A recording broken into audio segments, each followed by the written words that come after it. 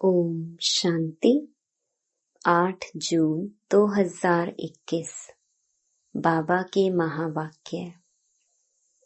मीठे सेंसिबल बच्चे, सदा याद रखो कि हम अविनाशी आत्मा हैं। हमें अब बाप के साथ पहले तबके माना पहले फ्लोर में जाना है।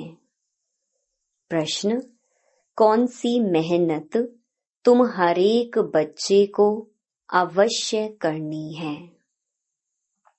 उत्तर: बाबा तुम्हें जो इतनी नॉलेज देते हैं उसे अपने दिल से लगाते रहो। अंदर ही अंदर उसको मनन कर हजम करो, जिससे शक्ति मिलेगी। यह मेहनत अवश्य हरेक को करनी चाहिए।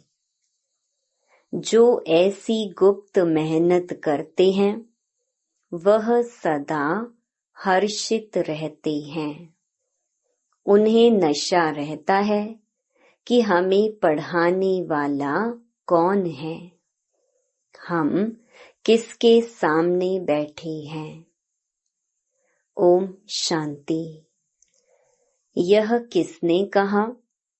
2 बार कहते हैं ओम शांति, ओम शांति। एक शिव बाबा ने कहा, एक ब्रह्मा बाबा ने। यह बाप दादा इकट्ठे हैं तो दोनों को बोलना पड़े ओम शांति, ओम शांति। अब पहले किसने कहा, बाद में किसने कहा?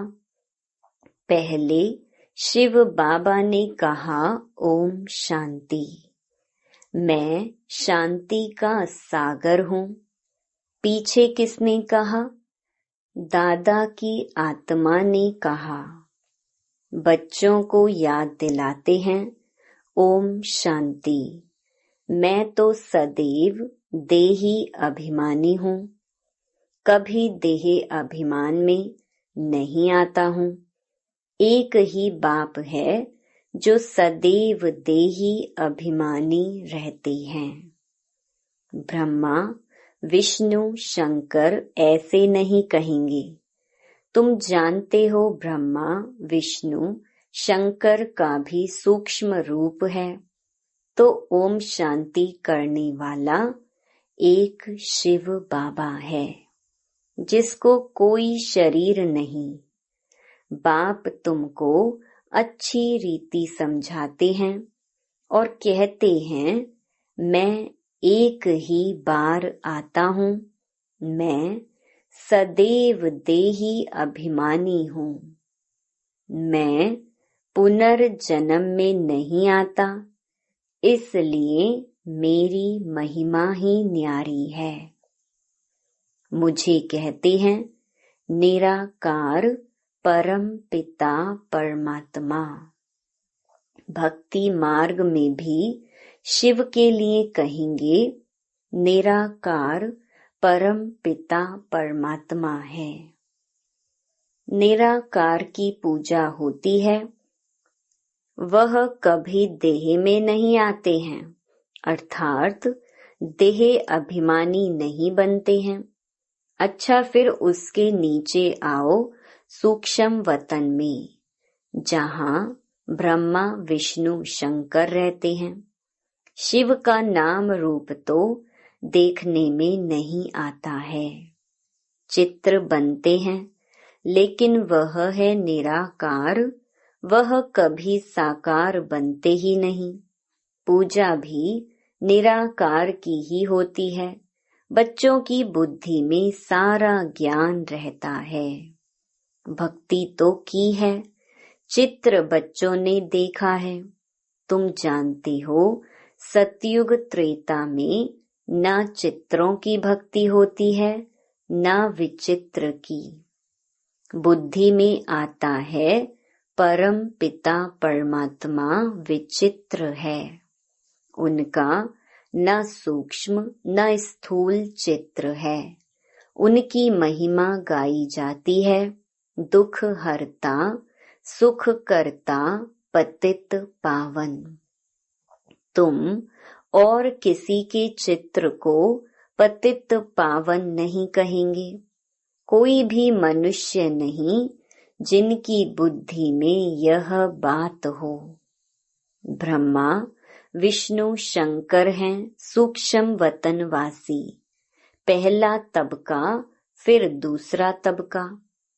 ऊंच ते ऊंच मूल वतन उस तबके में रहने वाला है परम पिता परमात्मा।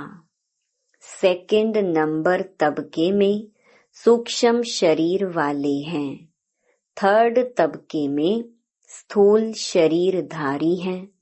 इसमें मूंझना नहीं है।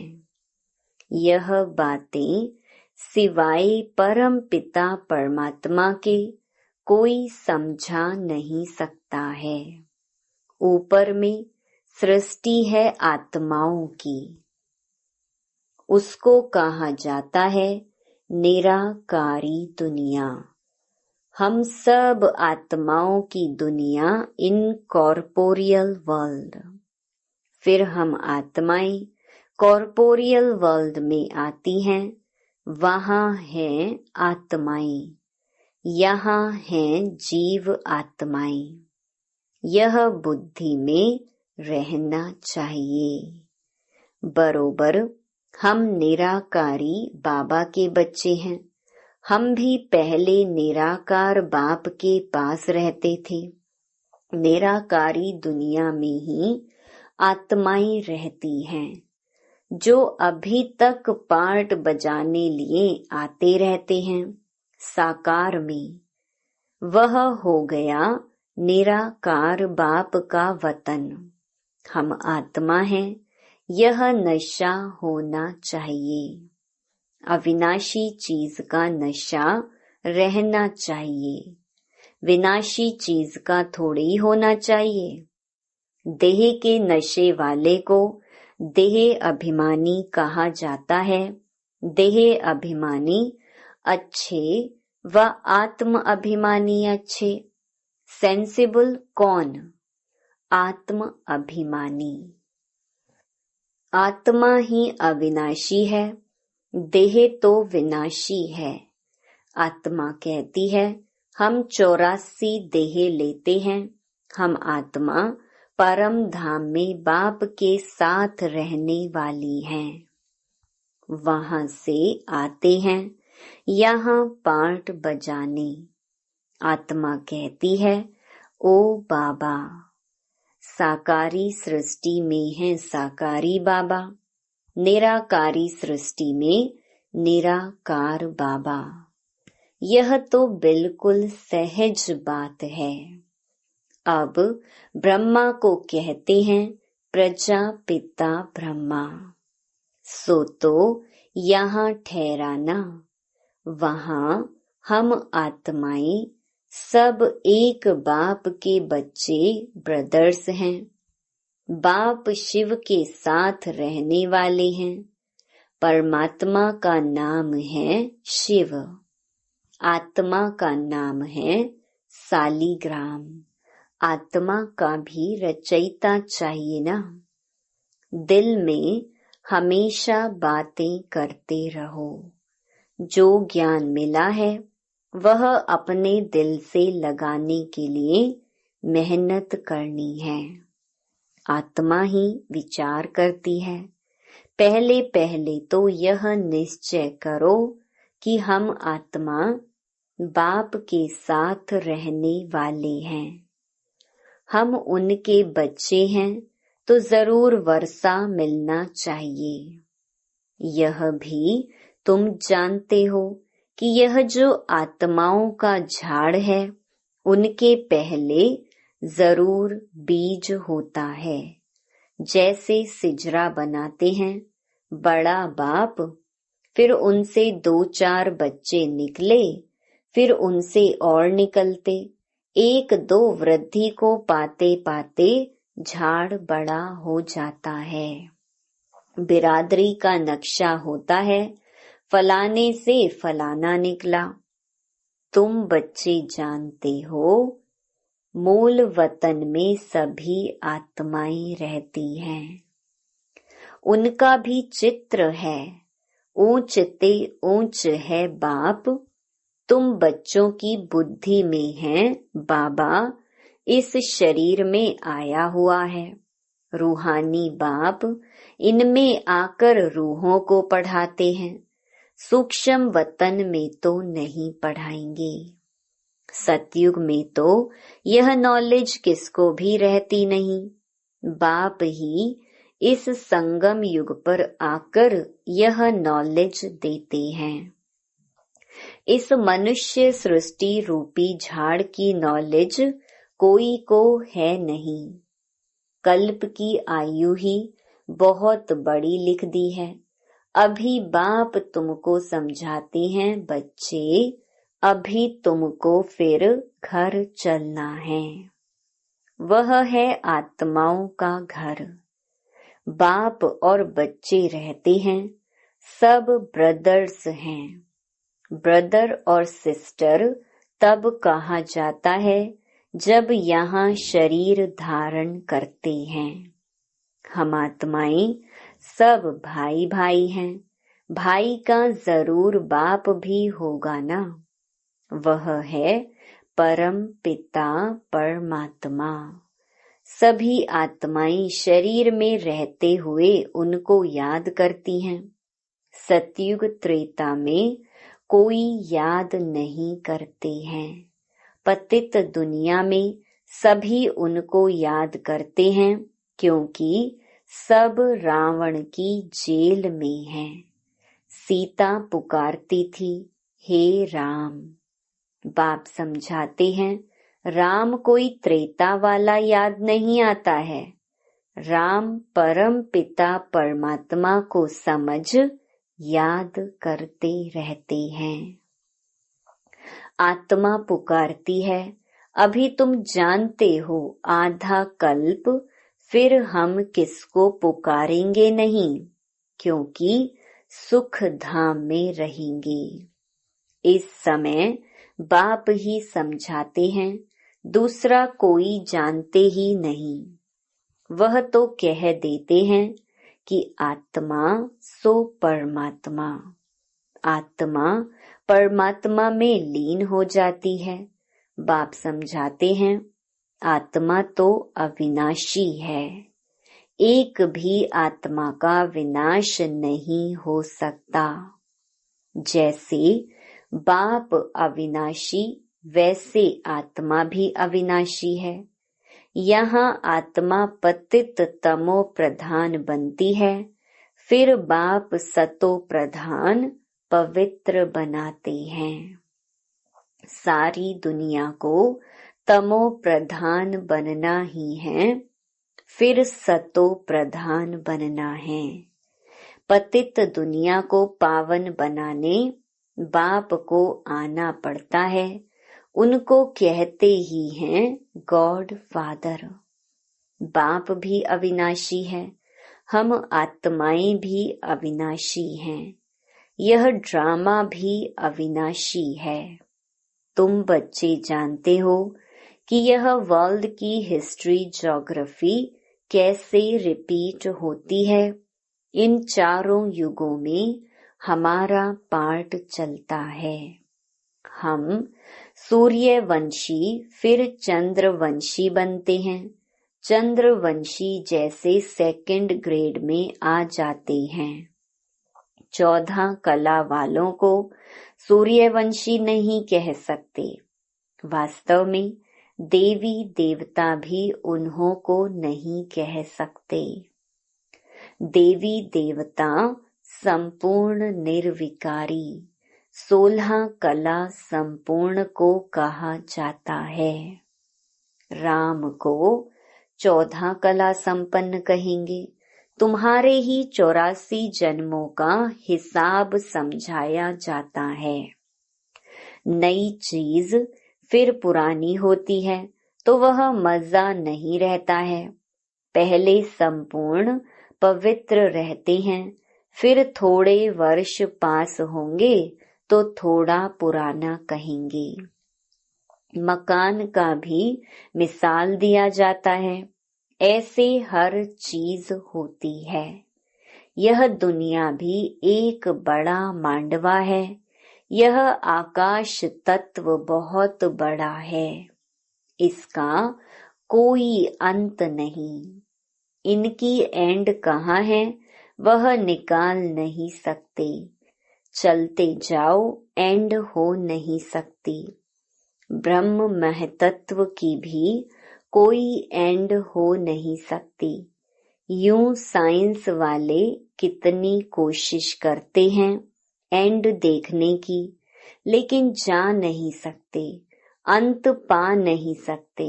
ब्रह्म तत्व बहुत बड़ा बेअंत है। हम आत्माएं बहुत थोड़ी जगह में रहती हैं। यहाँ बिल्डिंग आदि कितनी बड़ी बड़ी बनाते हैं। स्पेस धरती की बहुत बड़ी है। खेती आदि भी तो चाहिए ना। वहाँ तो सिर्फ आत्माएं रहती हैं। आत्मा शरीर बिगर कैसे खाएगी। वहाँ तो अभोक्ता हैं। खाने व भोगने आदि की कोई चीज होती नहीं। बाप समझाते हैं, यह ज्ञान तुम बच्चों को एक ही बार मिलता है, फिर कल्प बाद तुम बच्चों को दिया जाता है। तो यह नशा होना चाहिए। हम देवता धर्म वाले थे।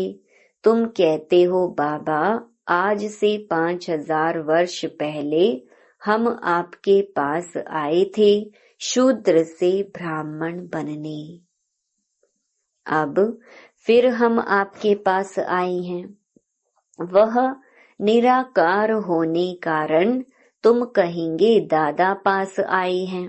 बाप ने इसमें प्रवेश किया है। बाप कहते हैं, जैसे तुम ऑर्गन्स ले पार्ट बजाते हो, वैसे ही मैं भी ऑर्गन्स का आधार लेता हूँ। नहीं तो मैं पार्ट कैसे बजाऊं। शिव जयंती भी मनाते हैं। शिव तो निराकार है, उनकी जयंती कैसे हुई। मनुष्य तो एक शरीर छोड़ दूसरा लेते हैं। बाप कहते हैं, मैं कैसे आकर तुम बच्चों को राजयोग सिखाऊं। मनुष्य से देवता बनाने के लिए राजयोग बाप ही आकर सिखाते हैं। मुझे ही पतित पावन ज्ञान का सागर कहते हैं। मुझे झाड़ के आदि मध्य अंत का मालूम है। तुम बच्चे समझते हो बाबा इसमें प्रवेश कर हमको सब नॉलेज समझाते हैं। ब्रह्मा विष्णु शंकर के पाठ को भी समझना चाहिए। बाप को तो समझा है कि वह पतित पावन है। हरेक की महिमा अलग अलग, ड्यूटी अलग अलग होती है। प्रेसिडेंट, प्राइम मिनिस्टर आदि बनते हैं। आत्मा कहती है, यह मेरा शरीर है, मैं प्राइम मिनिस्टर हूँ। आत्मा शरीर के साथ ना हो तो बोल ना सके। शिव बाबा भी है निराकार। उनको भी बोलने के लिए कर्मेंद्रियों का आधार लेना पड़ता है। इसलिए दिखाते हैं, मुख से गंगा निकली। अब शिव तो है बिंदी, उनको मुख कहाँ से आया। तो इसमें आकर बैठते हैं, उससे ज्ञान गंगा बहाते हैं। बाप को ही सब याद करते हैं, हे पतित पावन आओ, हमको इस दुख से छुड़ाओ। वही बड़े ते बड़ा सर्जन है, उसमें ही पतितों को पावन बनाने का ज्ञान है। सर्व पतितों को पावन बनाने वाला एक सर्जन है। सतयुग में सब निरोगी होते हैं, यह लक्ष्मी नारायण सतयुग के मालिक हैं। इसको ऐसे कर्म किसने सिखाए जो ऐसे निरोगी बने? बाप ही आकर श्रेष्ठ कर्म सिखलाते हैं। यहाँ तो कर्म ही कूटते रहते हैं। सतयुग में तो ऐसे नहीं कहेंगे कि कर्म ऐसे हैं। वहाँ कोई दुख रोग होता नहीं। यहाँ तो एक दो को दुख ही देते रहते हैं। सतयुग त्रेता में दुख की बात होती नहीं। जो कहा जाए कि यह कर्मों का भोग है, कर्म अकर्म विकर्म का अर्थ कोई समझ ही नहीं सकते हैं। तुम जानते हो, हर एक चीज पहले सतो प्रधान, फिर सतो रजो तमो बनती है। सतयुग में 5 तत्व भी सतो प्रधान रहते हैं। हमारे शरीर भी सतो प्रधान प्रकृति के होते हैं।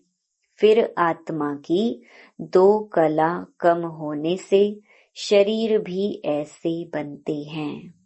सृष्टि की भी 2 कला कम हो जाती है। यह सब बाप ही बैठ समझाते हैं, दूसरा कोई समझा ना सके। अच्छा, मीठे मीठे सिकिलधे बच्चों प्रति माता पिता बाप दादा का याद प्यार और गुड मॉर्निंग। रूहानी बाप की रूहानी बच्चों को नमस्ते। धारणा के लिए मुख्य सार।